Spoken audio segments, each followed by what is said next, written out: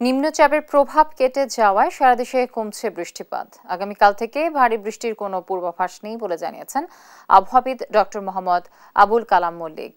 সকালে আবহাওয়া অধিদপ্তরের নিয়মিত ব্রিফিংয়ে এ তথ্য জানান তিনি। বলেন, রাজশাহী ও খুলনা বিভাগে বৃষ্টি বেশি থাকবে, কমবে চট্টগ্রাম, সিলেট ও রংপুর বিভাগে। বিকেল পর্যন্ত সারা দেশে বৃষ্টি চলতে পারে। দেশের সমুদ্র বন্দরগুলোকে ৩ নম্বর সতর্ক সংকেত দেখাতে বলা হয়েছে। গেল ২৪ ঘন্টায় ঢাকায় সর্বোচ্চ বৃষ্টিপাত রেকর্ড করা হয়েছে ১৩৮ মিলিমিটার। সবচেয়ে বেশি বৃষ্টিপাত হয়েছে মানিকগঞ্জে, আরিচায় ১৮৯ মিলিমিটার। মৌসুমী বায়ুর সক্রিয়তার কারণে ২২ তারিখ থেকে দেশজুড়ে ফের বৃষ্টির সম্ভাবনা রয়েছে। বৃষ্টির তীব্রতা আজ বেশি আছে খুলনা ও রাজশাহী বিভাগে, বিকাল থেকে কমে যাবে।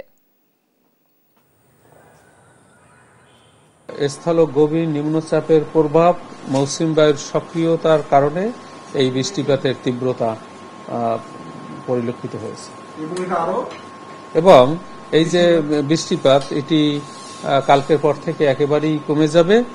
আবার ২২ তারিখের পর থেকে নতুন করে আবার বৃষ্টিপাতের নতুন একটা এপিসোড তৈরি হতে পারে। এই স্থল গভীর নিম্নচাপের প্রভাবে এখন পর্যন্ত খুলনা, রাজশাহী এবং রংপুর বিভাগে বৃষ্টিপাত অব্যাহত রয়েছে।